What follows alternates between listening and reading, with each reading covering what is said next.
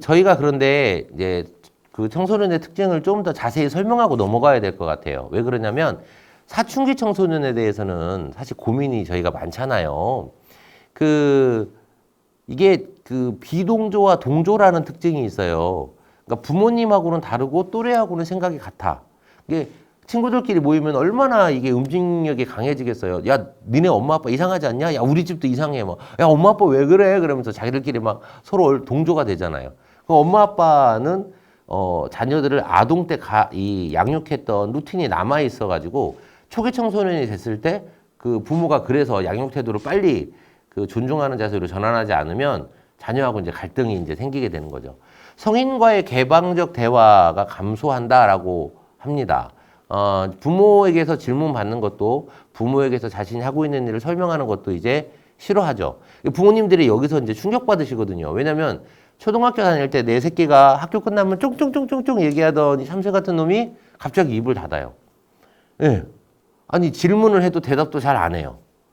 이게 뭐냐면 자기 생각 속에서 내가 이 말을 해도 되나? 하면 안 되나? 이런 판단이 잘 안 서면 아이들이 대답을 안 해버려요. 그리고 내가 이 말을 하면 엄마가 별로 안 좋아할 것 같은데 친구들이랑은 대화가 되는데 엄마 아빠는 대화가 잘 안 되는데 이렇게 이제 마음을 좀 닫기 시작을 하죠. 근데 이게 이제 약간 미숙한 청소년의 판단이지만 이 과정 꼭 필요한 겁니다. 왜? 대화가 단절되고 돌아보는 시간이 필요하기 때문에 그렇죠. 가족 모임에서도 격리되죠. 가족 모임 가느니 친구들이랑 그냥 전화로 수다 떠는 게 편합니다. 외적인 수용성은 엄청 강해져요. 외적인 수용성이 뭐예요? 주변 환경에 있는 동일시해야 될 대상들, 또래 문화에서 유행하는 옷, 물건, 핸드폰 이런 외적인 것들에 집착을 하죠. 그러면서 동일시하는 것들이 친구와 동일시되는 것도 하지만 그 물건과 자기를 동일시하기도 합니다.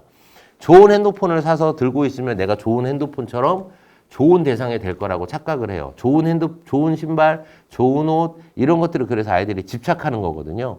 외적으로 보이는 것에 좀 더 집착을 하게 되는데 이러면서 나타나는 특징이 하나 또 있죠. 우리 아이가 학교 갈 때 머리 안 감고 이빨도 안 닦고 잘 가던 애가 갑자기 어느 날 아침에 일어나서 안 씻으면 학교를 안 간다. 네, 그렇죠. 밖에서 나를 보는 거에 대한 인식이 생겼다는 거죠. 결국은 외적인 수용성이라고 하는 건 내가 밖에 관심을 가지는 것, 밖의 시선에 내가 관심을 갖고 인식하게 하는 것, 이런 것들에 대한 특징이라는 겁니다. 그리고 또 청소년들은 나 홀로 시간을 갖기 원하는 시간이 많죠.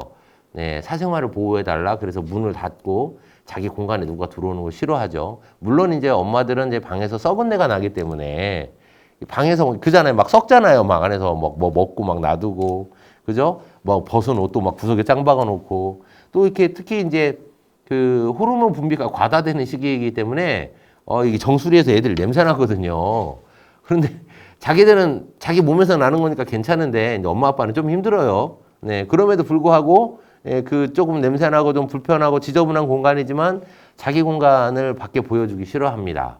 네, 그리고 또 이런 특징이 있죠. 나도 이미 알아! 라는 말을 많이 합니다. 모든 것을 알고 있는 것처럼, 네, 이렇게 착각하는 그런 태도를 보여주잖아요. 부모 입장에서 봤을 때는 엄청 부족한데, 다 안 돼. 자기가 할 수 있대. 네, 시간 지나면 못해 있어요. 이런 거에서 나중에 질책받으면서 이것도 배우는 겁니다. 또 이제, 급격한 정서적 변화가 이제 일어나죠. 조석으로 바뀌는 거예요, 기분이. 아침에 학교 갈 때 학교 가야 되니까 기분 나빴다가 친구 만나면 또 까르르 웃으면서도 기분 좋았다가 급식 먹으러 갔는데 맛이 없으면 또 기분 나빴다가 또 친구가 어떻게 매점에서 빵이라도 하나 사와가지고 또 먹다 보면 기분 좋아지다가 또 이제 치곤증 와서 막 잠 오면 또 기분 나빴다가 또 학교 끝날 시간 다 돼가면 또 기분 좋다가 학교 끝나면 또 학원 가야 되니까 기분 나빴다가 뭐 이런 거예요, 애가 이제 정상이 아니죠. 네, 기분이 왔다 갔다 하는 거예요. 근데, 이런 정서적인 변화는 변연계가 성장하는 시기이기 때문에 감정을 느끼는 게 되게 예민한 시기거든요. 그래서, 당연히, 일어나는 현상입니다. 그리고 친구와 관계도 되게 불안정해져요. 왜냐면, 이제 학교폭력이 처음 일어날 때 뭐에서 시작하냐면, 그 뒷담화에서 시작하거든요.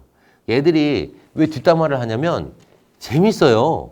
그리고 뒷담화는 상대적으로 너는 잘못했지만 난 그렇지 않아라고 하는 그 우월성의 그 욕구가 그 안에 반영되는 경우가 많습니다. 어쨌든 그래서 이제 아이들이 험담하고 뒷담화하고 이제 이런 것들이 이제 있다 보니까 쟤랑 되게 친한 사이라고 생각했는데 제가 내 뒷담화를 하고 있고 얘는 별로 안 친하다고 생각했었는데 오히려 얘는 내 욕을 안 하고 있고 이러면서 막 친구 관계가 붙었다 떨어졌다 이래요.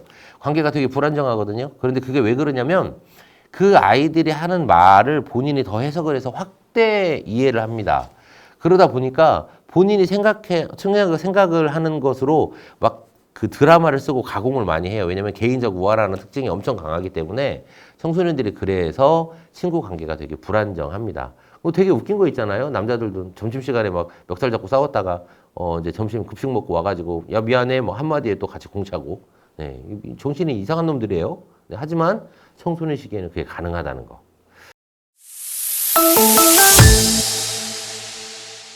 그리고 또 신체적으로 되게 예민합니다. 그래서 특히 이제 그 여자 청소년들, 여자아이들은 그 자기 몸에 손대는 거 엄청 싫어해요. 엄청 싫어하고 그 자기 몸에 관심을 또 되게 많이 가집니다. 당연한 거죠. 왜냐면 자기 몸이 어른하고 비슷하게 변하잖아요. 이러면서 자기 몸이 마음에 들거든요. 물론 몸이 마음에 들지 않는 아이들도 그것 때문에 스트레스를 엄청 받습니다. 그래서 이제 외모에 관심을 많이 갖죠. 그리고 또 이런 특징도 있어요. 이제 정서적인 잔인성이라고 하는데요. 그 굳이 그렇게까지 말하지 않아도 되는데 친구들이랑 막 얘기하다 보면 막 서로 막 상승 효과가 일어나가지고 그냥 걔가 오늘 뭐 조금 잘못했던 것 같아. 근데 얘기하는 한 시간 욕을 하다 보면 걔가 그 세상에 나쁜 놈이 돼 있어요. 그러니까 이런 것들이 친구 상처 주고 왕따 시키고 이런 것들에 그 막 소문 내고 이런 것들이 아이들이 이 일이 어떻게 될지에 대해서까지는 잘 생각을 못 하기 때문에 그 이후의 일을 생각 안 하고 지금 친구들이랑 얘기하면서 이렇게 그 서로 이렇게 동일시 되는 것들, 관계를 막 상승시키는 것들에 대한 관심이 많다 보니까 이런 정서적 잔인성에 대한 특징도 있습니다. 또한 현재지향적 존재들이잖아요. 미래에 대해서 심각한 건 좀 무시하려고 해요. 그날 재밌는 게 좋아요. 어쩌면 공부 잘하는 아이들도 미래를 위해서 내가 하루하루 고생하는 게 아니라 그냥 그날 공부하는 게 재밌는 애들이 공부 잘해요. 그죠? 예, 막 미래의 꿈을 꾸고 막 1년치 계획을 세우나요? 공부 잘하는 애들이? 아니에요. 그냥 책 보는 게 좋고 그냥 오늘 공부한 거 다시 돌아보는 게 그냥 익숙하고 이런 아이들이 공부 잘하는 거예요. 뭐 이렇게 현재지향적이다 보니까 어쩌면 어른들이 봤을 때는 내일을 살지 않는 아이들의 모습으로 비추어지죠. 하지만 여러분 이 영상을 보시는 여러분들이 청소년일 때 어떻게 지냈는지 잘 한번 생각해 보십시오. 여러분은 미래지향적이었습니까? 여러분은 이성적이었나요? 여러분들은 현실을 반영해서 고민하고 판단해서 상대방에게 배려했습니까? 사실 우리 때도 청소년 시기 때 이런 실수들을 하고 지냈거든요. 그래서, 이렇게 자기가 자기를 이해하면, 네, 되게 빨라요. 네. 이런 이야기가 있어요. 그 바닷가에 그 꽃게 모자가 살았대요. 둘이 막 바닷가를 막 걸어가고 있었대요. 근데 엄마가 갑자기 딱 돌아보더니 그러더래요. 야, 너는 왜 이렇게 옆으로 걷는 거야? 이렇게 물어봤대요. 그러니까 그 아들이 그럼 앞으로 걸어볼까? 근데 앞으로 걸어보려고 했는데 잘 안 되는 거예요. 그러면 막 자꾸 넘어지고 그래요. 옆으로 걸으면 편한데 왜 자꾸 앞으로 걸으라고 그러지? 그러면서 이제 아들 꽃게가 엄마한테 그랬다네요. 엄마가 한번 해봐. 그랬대요.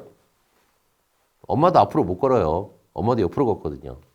결국 우리는 그 같은 행동을 하던 청소년이 커서 어른이 됐고 그 어른이 아이를 낳아서 청소년이 되면 그 어른이 했던 행동과 똑같은 행동을 합니다. 결국 우린 같거든요. 그런 부분에서 청소년들을 이해해 주시기 쉬우라고 이런 설명을 드려봤습니다. 또 환상적인 삶의 발달이 되어 있어요. 환상적인 삶이라는 게 뭐예요? 그러니까 본인이 이렇게 하면 남들이 막 엄청 좋게 보겠지? 뭐 예를 들어서 이런 것들인데 꼭 이게 중학교, 고등학교 청소년만 있는 거 아닙니다. 그 성인들도 그 청소년이 있다고 했잖아요. 20대 초반, 중반. 그 군대에 있던 삼촌들이요. 그 군대 휴가 나올 때 옛날에 생각해 보면 그 여기 영상 보시는 분들 군복이나 군화 관심 있으신가요? 관심 없으시죠? 근데 그때 남자들 첫 휴가 나올 때요.